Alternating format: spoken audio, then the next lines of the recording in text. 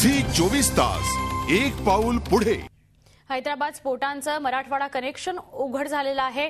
पुणे स्फोटातला आरोपी सय्यद मकबूल यानं हैदराबादेत रेकी केल्याचं समोर आलंय। मकबूल हा मूळचा नांदेड जिल्ह्यातल्या धर्माबादचा आहे। त्याला ऑक्टोबरमध्ये पुणे स्फोट प्रकरणी हैदराबादमध्येच अटक करण्यात आलेली होती। मकबूलनं दिलसुख नगर, बेगमपेट आणि ॲबिडस या भागांची रेकी केल्याची कबुली दिल्ली पोलिसांना दिली होती।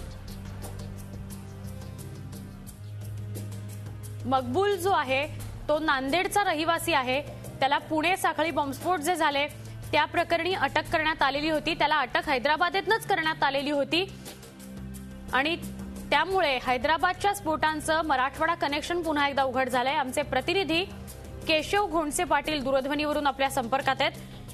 केशव, मराठवाडा कनेक्शन उघड झालेलं आहे हैदराबादच्या स्फोटांचं, तर आपण सकाळी आमचे प्रतिनिधी केशव घोणसे पाटील या ठिकाणी उपस्थित होते आणि त्यांनी तिथल्या सगळ्या परिस्थितीचा आढावा घेतला।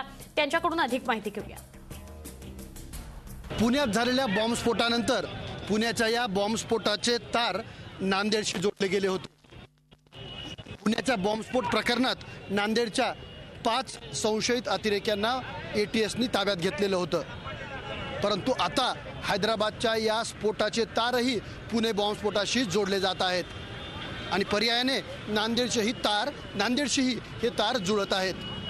पुणे बॉम्बस्फोटामध्ये ज्या संशयित अतिरेक्याला अटक करण्यात आली होती तो सईद मकबूल हा नांदेड जिल्ह्यातील धर्माबाद येथील रहिवासी आहे।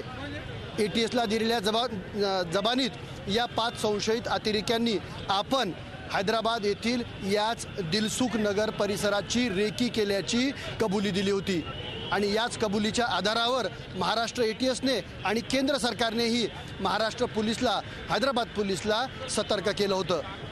परंतु ही माहिती मिळाल्याचं मान्य करतानाच हा बॉम्बस्फोट नेमका कुठे होणार याची माहिती नव्हती असे काहीसे हास्यास्पद उत्तर किंवा जबाब हैदराबाद पोलिसांकडून दिला जातोय।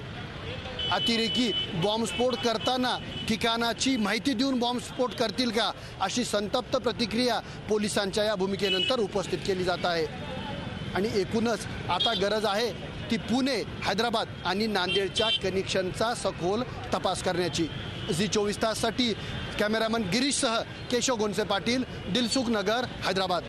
झी 24 तास एक पाऊल पुढे।